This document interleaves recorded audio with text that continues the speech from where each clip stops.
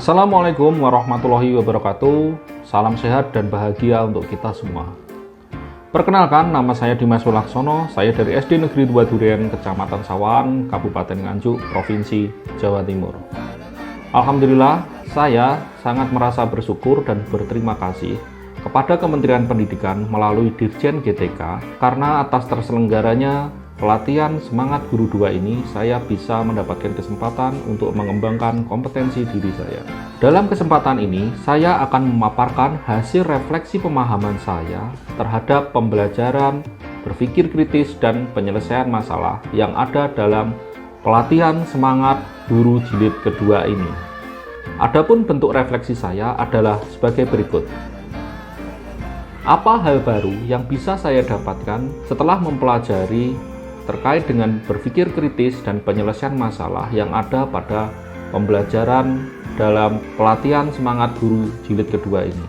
Hal baru yang bisa saya dapatkan dari berpikir kritis dan penyelesaian masalah dalam pembelajaran ini adalah pemahaman saya yang semakin kuat terkait dengan berpikir kritis dan penyelesaian masalah, di mana pemahaman saya terkait dengan berpikir kritis adalah keterampilan mengambil sebuah keputusan dan keyakinan terhadap keputusan tersebut.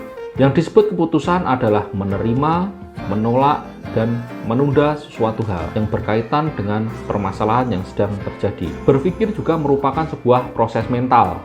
Artinya, kemampuan ini sebenarnya sudah terprogram dan sudah ada di dalam otak kita. Namun, walaupun itu sudah ada dan terprogram di dalam otak dan diri kita, kemampuan tersebut masih harus banyak diasah dan dilatih kembali. Hal tersebut bertujuan agar keputusan yang kita ambil itu bisa lebih cepat, efisien, dan kita tidak akan menyesalinya di kemudian hari, di mana keputusan tersebut sudah berdasarkan pertimbangan yang matang dari kita. Di dalam program ini, kita akan dilatih untuk melambatkan dahulu proses berpikir kita, dengan tujuan untuk menajamkan proses berpikir kita menjadi berpikir yang lebih kritis. Kemudian, setelah kita terbiasa dengan berpikir kritis, kita akan diajarkan berpikir kritis dengan lebih cepat. Setelah kita menguasai, memahami tentang berpikir kritis, kita diharapkan juga akan mengajarkan kemampuan tersebut kepada anak didik kita, di mana kemampuan tersebut juga akan sangat berguna tentunya bagi anak didik kita dalam menyelesaikan masalah mereka terkait dengan pembelajaran mereka sehari-hari. Ada 3 tahapan dalam berpikir kritis. Yang pertama, yaitu mencari bukti.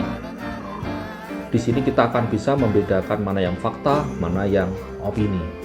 Kemudian yang kedua yaitu bertanya sebanyak mungkin untuk menggali berbagai informasi sehingga kita bisa menimbang apakah itu fakta atau opini, apakah itu informasi yang kredibel ataupun informasi yang tidak kredibel.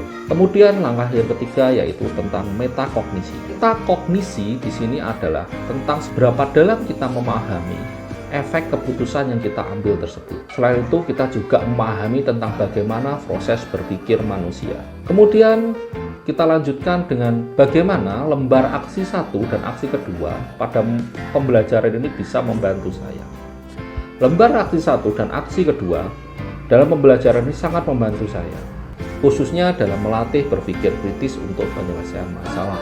Dalam lembar aksi 1 dan aksi 2, di situ mengajarkan kita untuk terbiasa melakukan tahapan-tahapan berpikir kritis seperti yang sudah saya jelaskan di atas tadi, mulai dari mencari bukti, menggali informasi dengan bertanya secara terus-menerus, dan melakukan metakognisi.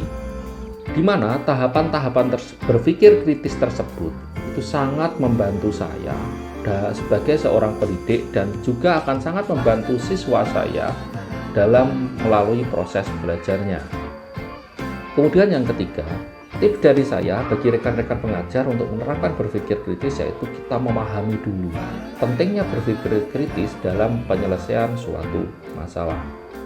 Dengan kita memahaminya, maka kita juga akan bisa menerapkan tahapan-tahapan berpikir kritis seperti yang saya sampaikan di atas untuk menyelesaikan masalah-masalah yang kita hadapi sehari-hari, baik itu terkait kita sebagai seorang pendidik ataupun kita sebagai seorang individu dalam masyarakat yang diharapkan kita bisa menjadi panutan.